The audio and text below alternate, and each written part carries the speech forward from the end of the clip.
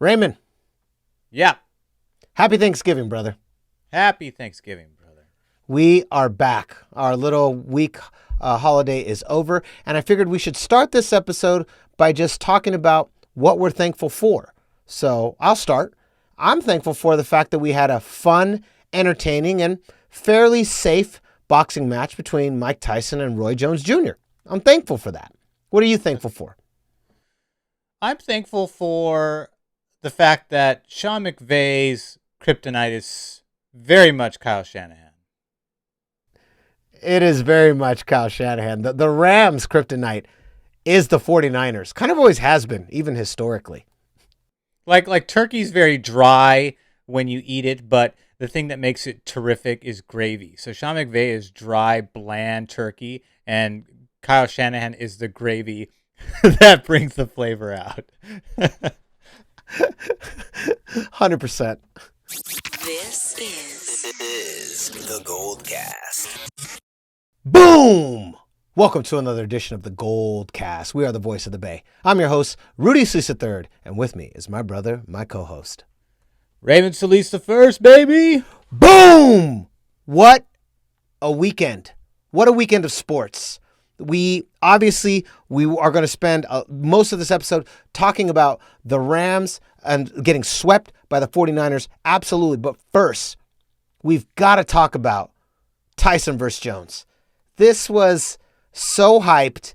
This was, we were looking forward to this fight for weeks. The world was looking forward to this fight. What were we going to get? We were going to get just two completely shell-shocked, ghosts of Jones and Jr. We weren't going to get the guys that we knew in their heyday. We all expected that. These gentlemen are both in their 50s. I believe 54 and 51, right, Ray? Am I right on that? Yes, correct. So, but what we were hoping for was a fun and entertaining fight. That's what we wanted, and that is what we got. Man, Raymond, despite their ages, these men are terrifying, and I would not even last 30 seconds in the ring with either of these senior citizens. What did you think about Tyson versus Jones? I mean, look at Tyson's face. That'll tell you everything you need to know about whether he still has the fierce competitor in him. The lion is still there. The gorilla is still there. He's my favorite boxer of all time. He's really the only weight class I've ever really watched intently. I don't watch any of the other weight classes, although I'm aware of all of the good fighters in that class, like Sugar Ray Leonard and some of those guys.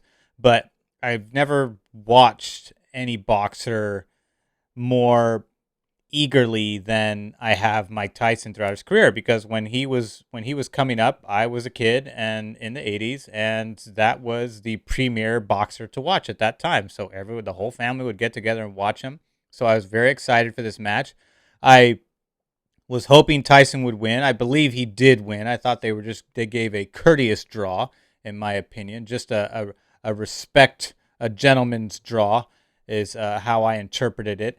But I thought it was fantastic. They both were in tremendous shape for their 50s. I really hope that I can get somewhere close to that by the time I'm that age. Pat McNamara, also in his 50s. Shout out to Pat McNamara. He inspires me for fitness in your 50s. But as far as the fight goes, I thought it was terrific. I thought Tyson looked good. He looked really good. He looked calm as a cucumber. And he looked like he had some blows that Roy Jones Jr. was just not expecting. And Roy Jones, to his credit, hung in there with Iron Mike Tyson, which is no easy task for anybody. I don't care what age you're at, and delivered some blows to Tyson too. I thought that was great on his side. But I mean, to me, this show, even the way it was dressed, the advertisement in the back, it really was very, very tailored towards Tyson, just because he's the bigger marquee name. He's the biggest name in boxing, arguably. And he still can deliver a great show, even in a friendly exhibition match. And I thought it was just fun all around. So very fun, surprising entertainment for a Saturday night on Thanksgiving weekend. I completely agree. It was very exciting. Snoop Dogg, by the way, they should have him commentating on so many more sports because he was hilarious. The joke at the beginning about how this is like two of his uncles going at it at the barbecue was I was laughing so bad. That was amazing. It was hilarious. It was very, very funny. He was perfectly. Mauro Ranallo, who is one of my favorite sports commentators. He is a beast when it comes to pro wrestling. He was great in MMA. He just knows how to deliver like that fire and thunder. He's just got that voice, this booming voice, and he gets so animated and he gets so into the competition itself that he's just so easy to take you along the journey. And let's not forget, this was then opened and called by Michael Buffer. Michael Buffer opened us up with Let's Get Ready to Rumble. When I was a kid growing up, I remember watching WCW and any pay-per-view event with WCW was there, Michael Buffer was there. And I also knew him from boxing, but my heart, my favorite place to see Michael Buffer was at the beginning of a WCW pay-per-view world title match. That was the best place. That's where I wanted to see Buffer. And to see Buffer at the fight, announcing the fight, opening the fight, presenting the fight, just awesome. Just the perfect little cherry on top. I really enjoyed it. I thought Tyson's head movement was very impressive. I talked about this on Twitter. His head movement was very impressive. I thought his angles, the way he was coming in, and those hooks. The thing about Roy Jones saved himself from probably, I'd say, 3 to 5 knockout blows that happened throughout the match. There were 3 to 5 blows that Tyson threw where if Jones's chin was right where it was a second before, he might have knocked him out. Jones, for his sake, doesn't have that head movement, but what he does have is that excellent footwork. His footwork was fantastic, and his footwork kept him out of harm's way. And in the later rounds, I really thought he started to come around in rounds 5, 6, and 7. That's where you really started to see Jones kind of get a feel for Tyson's style, a feel for what's going on in the match. And he delivered a couple nasty combos towards the end there. I think it was right at the beginning of round 7. He delivered a really nasty combo, and I was like, damn, I don't know how Tyson's even standing after that. So it was really fun to see this match, really fun to see that these guys still were able to generate an entertaining fight. I also liked, Raymond, that it was 8 rounds instead of 12, 2-minute rounds versus 3-minute rounds. I just thought, given their advanced age, it felt like this was the parameters that they could handle. But yeah, just a really fun fight. You have any last thoughts after what I just said? No, that was I loved every minute of it. Tyson still has that same aggressive style because even though he doesn't have the same footwork as Roy Jones Jr., his ability to dodge and read punches in tight spaces, because his disadvantage his entire career has been reach. Reach and height. Yeah, reach and height and weight. So for him to be able to come into a tight quarters and be able to dodge punches within that space, he's still got that ability, which is just unparalleled. Never seen any boxer be able to do that. Roy Jones uses his feet to get his entire body out of harm's way, whereas Tyson will stay close because he's looking for those punches, because that's really where he opens up with his signature hook and uppercut. All those combos that he devastated with in the 80s. He's looking to throw those blows because he's that good at dodging the close quarter punches.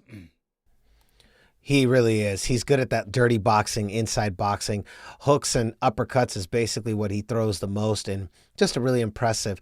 This was quickly followed up by our father, unofficial 4th member of the GoldCast, Rudy Solis Jr., putting on a YouTube compilation of every knockout Tyson has ever delivered.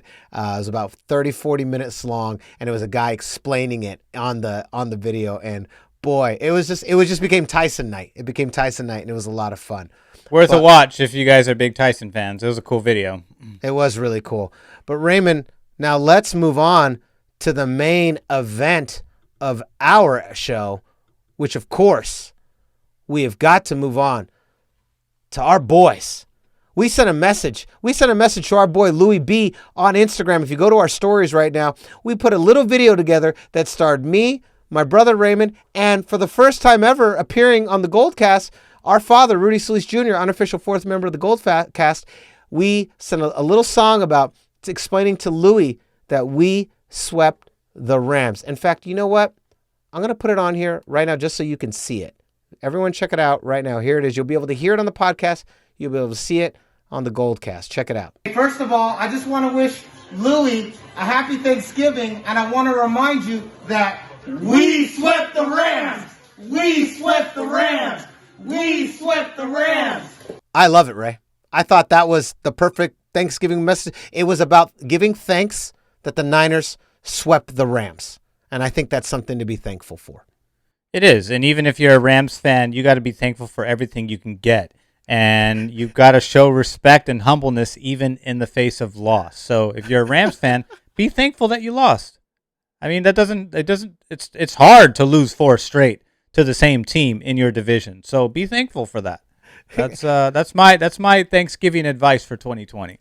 Thank you, Eden Raymond. That's an excellent point. It's hard to lose 4 straight to the same team, but you know what that shows? Consistency, and consistency is key in the NFL. So props. Louis Raymond, our boy, actually Louis B, earlier in the week had proclaimed that the Rams were the best team in the NFC. So for us to deliver this blow to the Rams. I did see a brief clip on social media of Aaron Donald slamming his helmet into the field. I couldn't figure out if that was this game or a different game. I was like, did that happen this week? So I'm not sure. I'm not trying to deliver fake news or real news. I'm just saying, I know they were pissed. Aaron Donald hates the 49ers. He hates us the way we hate the Seahawks.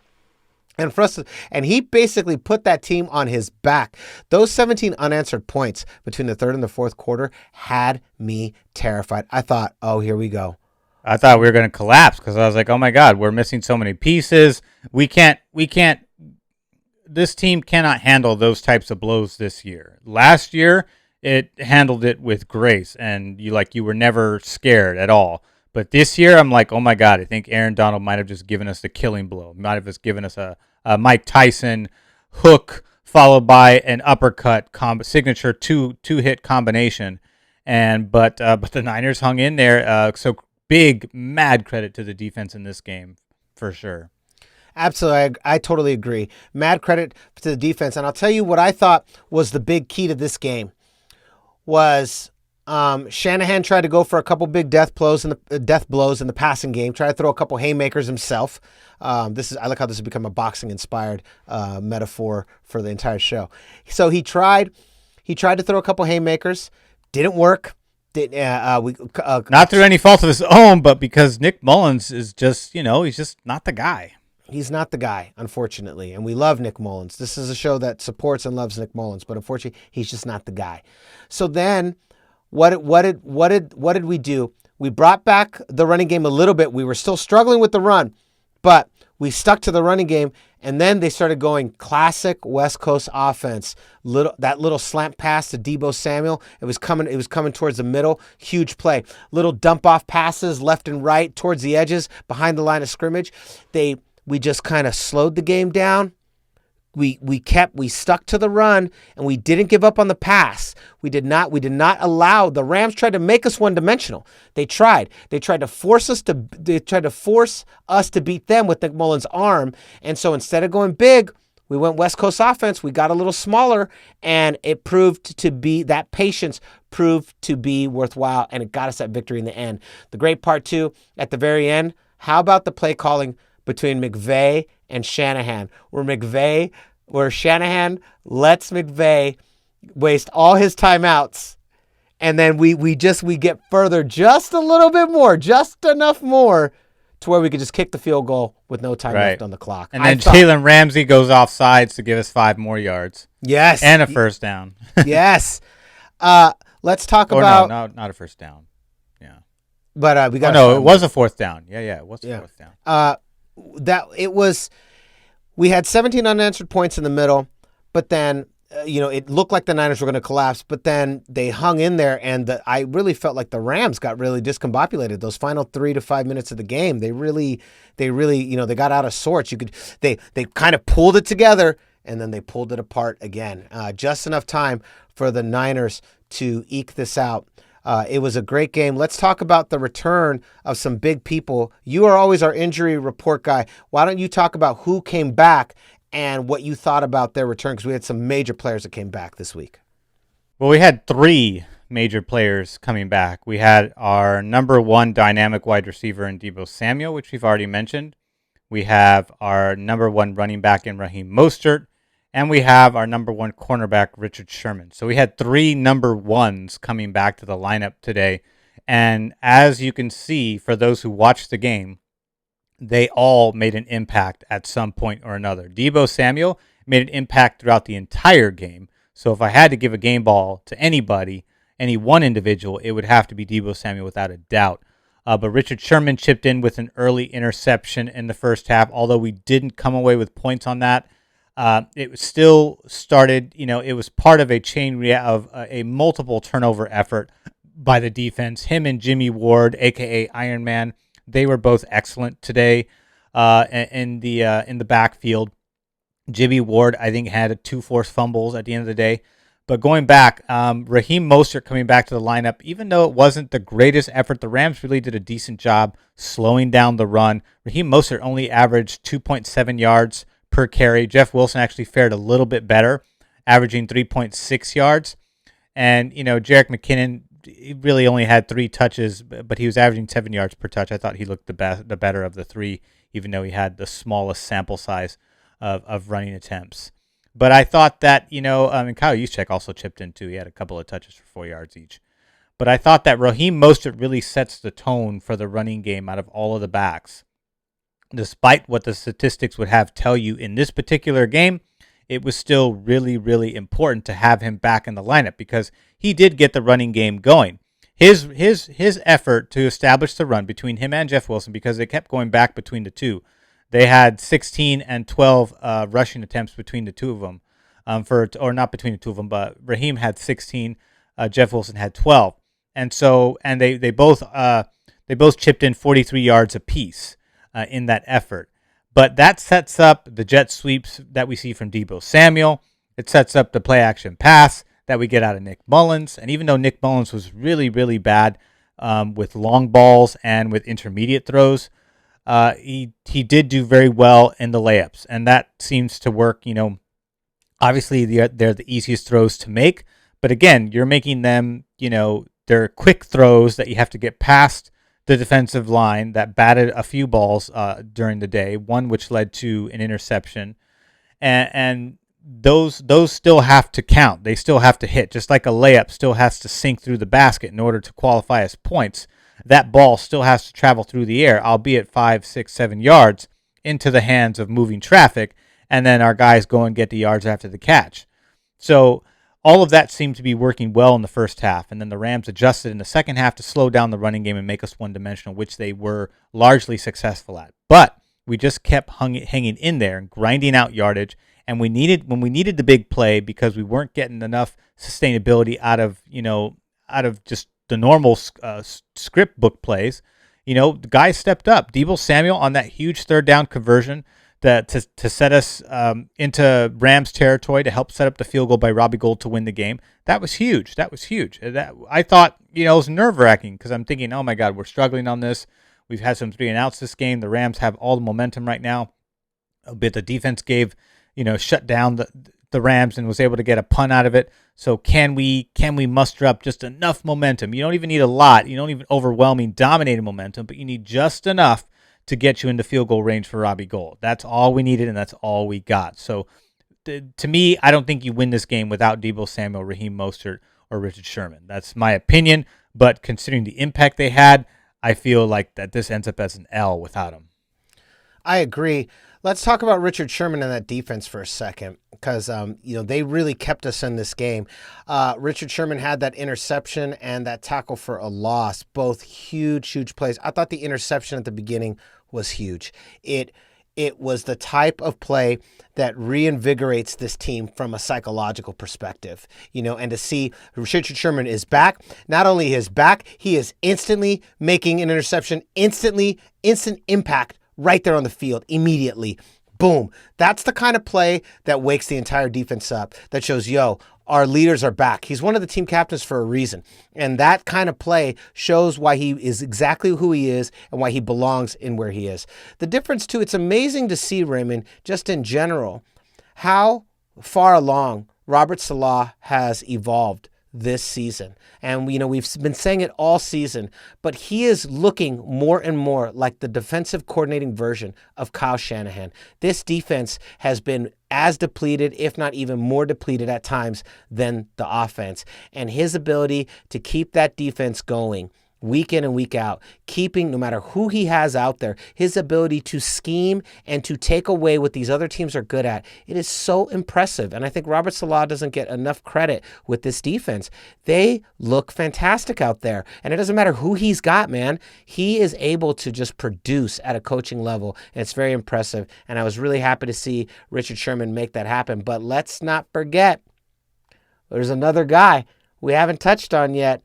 Our boy, the rookie, the first-round pick, Javon Kinla. This is what we drafted him for, and he has gotten better incrementally, slowly but surely. Wasn't quite lights out the way DeForest Buckner was in his first year, but that pick 6 was a testament to what this kid's capable of. And I was so excited to see him. We've seen him moving along. We've seen him getting better and better, getting better at applying pressure, getting better at the NFL speed, at the NFL technique. And then boom, we get that pick 6. He said in an interview after the game, he said, we're going to the crib. He said he knew. Yeah, he said, I'm supposed to be rushing. So he wasn't even doing the thing he was supposed to be doing, but instincts told him otherwise. And it actually ended up paying off in the biggest way possible. So kudos to him for that.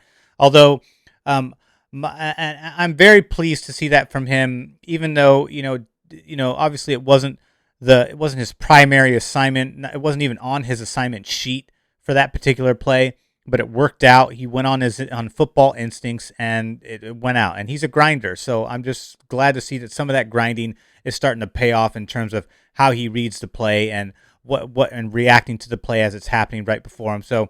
Obviously, just want to see that translate into sacks going forward, so hopefully it does. I think Carrie Hyder probably had the best game out of all the defensive linemen, 2 sacks, 2 TFLs, 4 quarterback hits. He has 7.5 sacks on the season. He continues to be very productive on the line. I can only imagine how much better he's going to do once we get Nick Bosa back and solidify the edge. I know D Ford is scheduled to be in that position, but I have a very suspicious feeling that he will be jettisoned at the end of this season just because we need cap room, and he has just not produced with all that money he's gotten. Health is a huge problem, and I think with Quan Alexander leaving because we had guys to replace him, I think there might be some room for edge going forward, and D Ford is another guy out here, but that's further along the line. I don't want to get too far off into the weeds on that. I want to talk about the defense some more. So Carrie Hyder was really the guy that stood out to me in addition to Javon Kinla. Dre Greenlaw was also there. He was tied for team high in sacks along with Richard Sherman. They had 7 apiece. Dre Greenlaw. You mean tackles? He missed tackles, yes. He missed a couple of he had like one missed tackle where he should have made, but for the most part, he's starting to do the same thing that Fred Warner does game in and game out, and that's be all over the field making plays. He had a TFL as well. Richard Sherman also had a TFL. Richard Sherman also had a pass deflection to go along with his pick. Fred Warner did Fred Warner things. We talked about Jimmy Ward earlier with the 2 forced fumbles.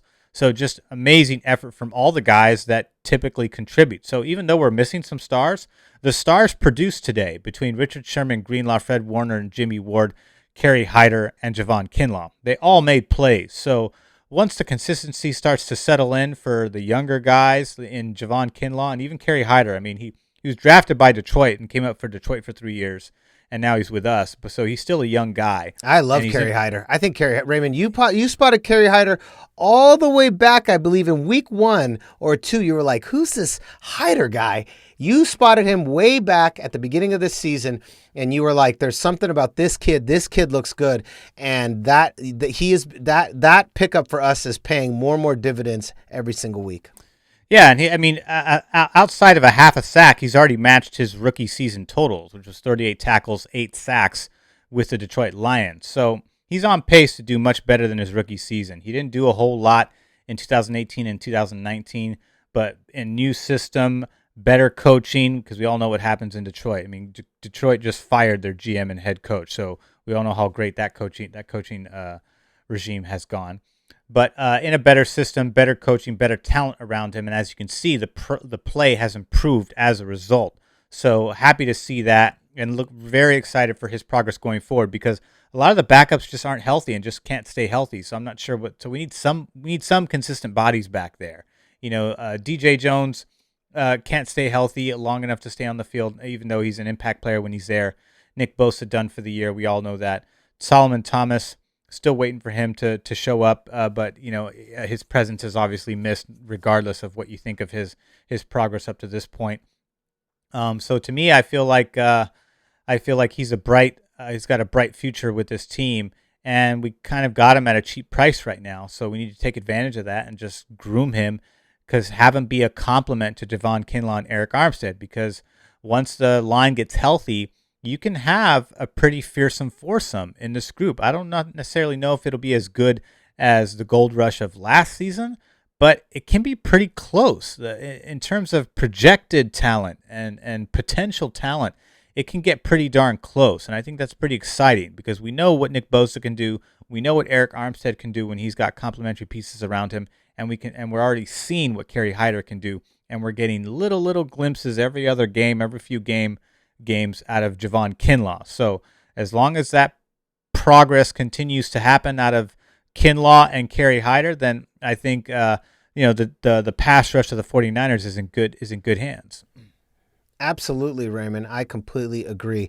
This defense, despite all the injuries, we've seen young players, new players, and rookies starting to step up. And like you said, I like that you broke down that list, because I'm looking at the list too, and it's become the who's who of this season, right? Sherman, Greenlaw, Warner, Ward, Verrett, Hyder. Yeah, I didn't even mention Armstead. him. Yeah, I mean, like the Mosley. I mean, this is the who's who. These are the guys. These are the guys this season that have been keeping this team afloat. And these are great reps. And despite this season not being the season that we want, I still feel like we are more than poised to make a really good run next year. But that's getting a little ahead of ourselves. Raymond, I want to talk about who gets our game balls. But before we do the game balls, let's, of course, go through our highlights of the game. Our 3 highlights that we had for this game. And so here we go. I'm going to bring them up right now. Now, these are our highlights of the game. If you go to Instagram.com at the GoldCast, you can see these highlights. So very first one was, of course, obviously the traditional Thanksgiving dinner that we always have with the Rams beforehand. And you can see that the 49ers logo just grabs the Rams logo and we just slam him into the turkey. This was a preview of things to come. Maybe not the most polite way to start Thanksgiving, but it felt appropriate to me. So the very next one, we have a huge attempt right here. We have a huge attempt by Aaron Donald to tackle Deebo Samuels. But see, Deebo's smart. He's not having it, Ray. So right when Aaron Donald goes for this jump, here we go. He goes for the jump and right neck on the rope, and that'll take him out. He was a done deal. That's what happens when you don't know who your opponent is. Remember in October when Aaron Donald said, "Who?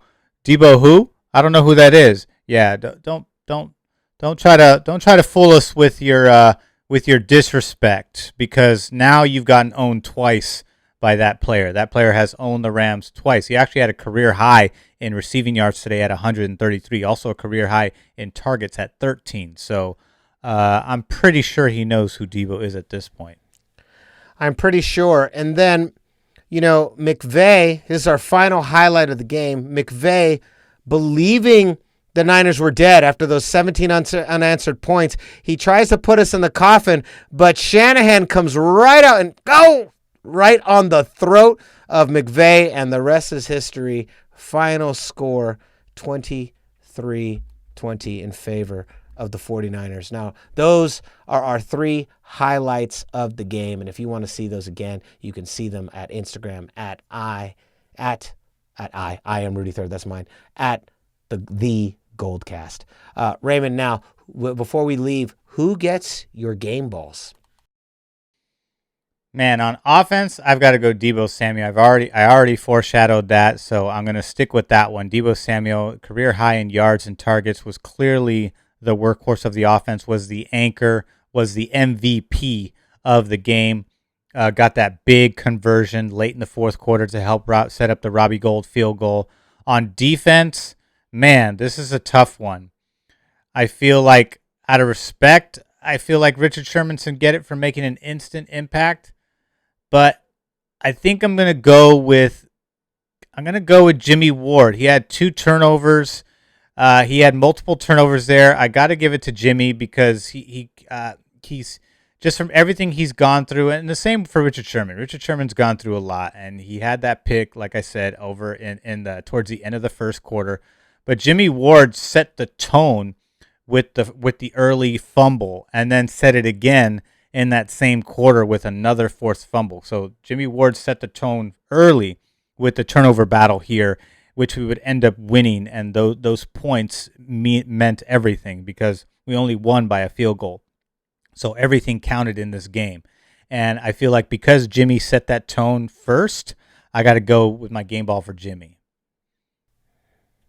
I love it. Excellent choices. I agree, I think unequivocally, on offense, the game ball has to go to Deebo Samuel. I also deliver my game ball to Deebo Samuel. And then for the defense, I wanted to go Richard Sherman. I really did. And that's actually who I originally chose on Sunday as I was thinking about this episode we were going to record today. I had a conversation with our father, the unofficial fourth member of the GoldCast, Rudy Jr., and he influenced me to go a different way. So my game ball, and this is his pick, and I'm going with his pick. My game ball today is going to go to the entire defense of the San Francisco 49ers. Very good. You couldn't have gone wrong with that. I thought you were going to say Robert Saleh at first. I was going to say that would have been a solid pick too. That would have been good too. Coaches are eligible. And to be honest, if we're talking about kryptonite, Robert Saleh is the true kryptonite to Sean McVay. Even though Kyle Shanahan's offense always gets the best of McVay's defense, McVay is not the defensive coordinator for the Rams. So, there's some technical, lines to be drawn there if we want to get specific. So yeah, that's a good pick there. Yeah, the entire defense. And you know what? I think it's fair to say Robert Saleh gets included in that. It's his squad. Yeah. So the whole defense, including the coach, the Robert Saleh on down. You guys get the game ball from me because they kept us in this game and they earned it. They really fucking earned it, and I'm really proud of them. Any final thoughts before we go, Ray? Just that it feels good to get a win. Feels great to get a win on what was a very joyous, albeit different holiday weekend this year in Thanksgiving. So very thankful for what we were able to celebrate with, who we were able to celebrate it with, and nothing beats watching a 49ers win with family. Absolutely. I completely agree. It may be one of the only games I get to see with you guys this season. So the fact that it was such a dramatic win in such a dramatic fashion, it was great to watch it with all of us, and including, not nearly mentioned enough, our fantasy fanatic little brother, Dean Solis. He got to watch the game with us too. That was pretty badass for the 4 of us to watch the game together. So either way, we hope that you had a safe and happy holiday. We're looking forward to finishing off the holidays here at the end of December. We will be back later on in the week to preview our upcoming matchup against the Buffalo Bills. This will definitely be an interesting game, and I think a winnable game. But we will see. Because we lost our home field. Oh yeah, due to COVID. Yeah. That was announced. I mean, so the good news is we know that these next 2 games are going to be played in Arizona, and we'll be practicing in Arizona. But what happens after that is anyone's guess at this point. So we will be back later on in the week to preview that game. So we are very excited and we're looking forward to it. Unfortunately, I am on shutdown for the month. So LA County is in shutdown. So expect the videos to actually come out a little bit earlier than you're used to, which is a benefit. At the times we would rather have them out. So expect to see the GoldCast videos out a little bit earlier than what you're normally used to expecting. And that'll be the advantage that we take during this time off. And so concludes another edition of the GoldCast. We are the voice of the Bay. I'm your host, Rudy Solis III, and with me is my brother, my co-host, Raymond Solis the First, baby. Boom! We'll see you next time. Same GoldCast time, same GoldCast channel.